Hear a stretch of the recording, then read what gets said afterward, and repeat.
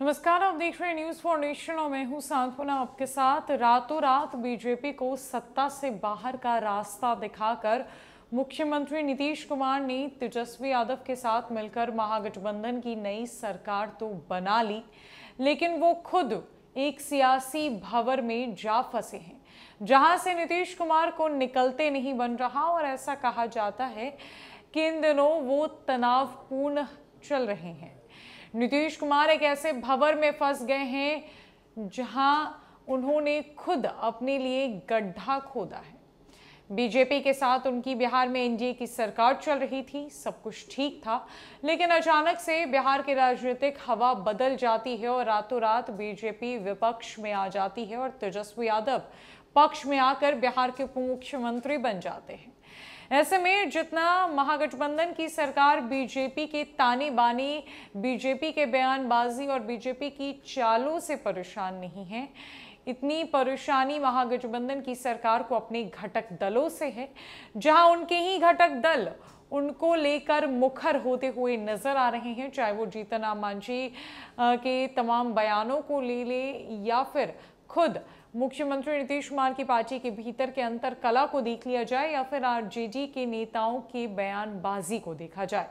महागठबंधन की ये सरकार आपसी रंजिश और आपसी विवादों के भंवर में फंसती ही जा रही है, जिसका खामियाजा कहीं ना कहीं मुख्यमंत्री नीतीश कुमार को भुगतना तो तय है और उनकी परेशानी बढ़ती ही जा रही है। आखिरकार मुख्यमंत्री नीतीश कुमार ने किस लालच में इतना सब कुछ कर दिया, लेकिन इसका नतीजा उन्हें वैसा नहीं मिल रहा जैसा उन्होंने सोचा था।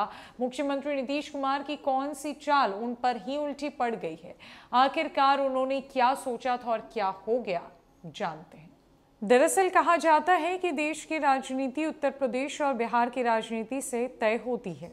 बिहार में सत्तारूढ़ महागठबंधन की सरकार है और सरकार के मुखिया और मुख्यमंत्री नीतीश कुमार दिल्ली की सत्ता से बीजेपी को हटाने के लिए विपक्ष दलों को एकजुट करने में लगे हुए हैं। इधर जदयू जहां नीतीश कुमार को प्रधानमंत्री का सबसे योग्य उम्मीदवार बता रही है, तो वहीं महागठबंधन में भी मुख्यमंत्री को लेकर दावेदारी प्रारंभ हो गई है। महागठबंधन में नेता मुखर होकर मुख्यमंत्री पद को लेकर दावेदारी कर रहे हैं, जिससे जदयू को भी जवाब देते सूझ नहीं रहा। इधर विपक्ष भी स्थिति के मजे ले रही है। गौर से देखा जाए तो हाल के दिनों में महागठबंधन जितना विपक्ष से परेशान नहीं है, उतना अपने ही घटक दल में हो रही बयानबाजी से परेशान है और सबके निशाने पर या तो मुख्यमंत्री नीतीश कुमार है या फिर उप मुख्यमंत्री तेजस्वी यादव। वैसे तो गौर करने वाली बात यह भी है कि अगले लोकसभा चुनाव को लेकर महागठबंधन के घटक दल एकजुट होने का दावा भी करते हैं। बिहार में लोगों का मानना है कि नीतीश कुमार बतौर मुख्यमंत्री अंतिम पाली खेल रहे हैं। ऐसे में उनके उत्तराधिकारी को लेकर संशय की स्थिति में मुख्यमंत्री उम्मीदवार को लेकर चर्चा गर्म है।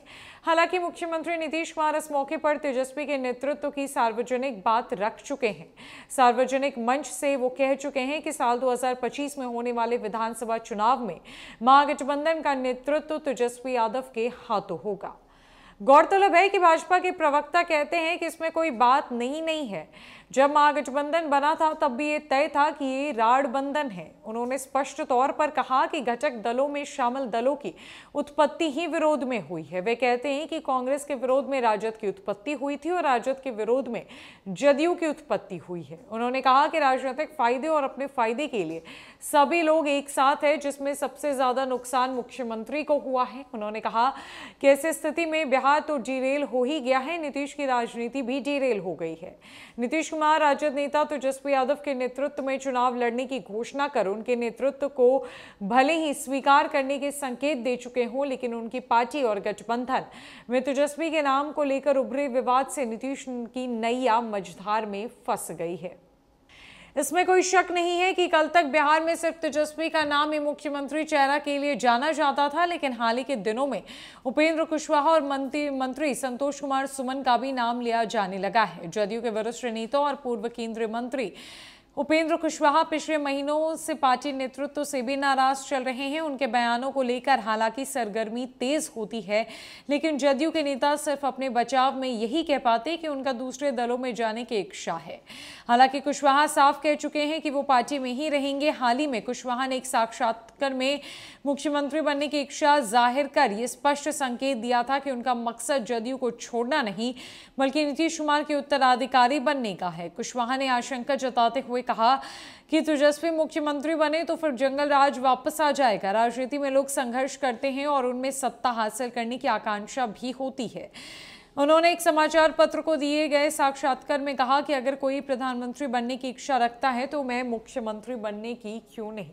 जदयू के पार्लियामेंट्री बोर्ड के राष्ट्रीय अध्यक्ष उपेंद्र कुशवाहा ने साफ कह दिया है कि अगर कोई प्रधानमंत्री बनने की इच्छा रख सकता है, उसकी कवायद में जुट सकता है, तो मैं मुख्यमंत्री बनने की इच्छा क्यों नहीं रख सकता। बिहार की राजनीति और देश की राजनीति में काफी सालों से मैं सक्रिय हूं और इसमें आकांक्षाओं के मायने होते हैं, संघर्ष किया जाता है और ऐसे ही किसी को कुछ भी हासिल नहीं होता। तो अगर तेजस्वी यादव को मुख्यमंत्री बना दिया जाएगा तो जंगल राज की वापसी होगी। ऐसे में उपेंद्र कुशवाहा कहीं ना कहीं ये कहना चाहते हैं और ये साबित करने की कोशिश कर रहे हैं कि वो कितने बेहतर हैं, कितने योग्य हैं और मुख्यमंत्री नीतीश कुमार के उत्तराधिकारी बनने के लायक है, ताकि बिहार में अगला मुख्यमंत्री का चेहरा उपेंद्र कुशवाहा का हो। हालांकि नीतीश कुमार ने जो कदम उठाया है बिहार की सियासत में, वो उनके लिए कितना फायदेमंद है और कितना नुकसानदेह, ये तो आपको तय करना है। फिलहाल के लिए इस खबर में इतना ही। नमस्कार।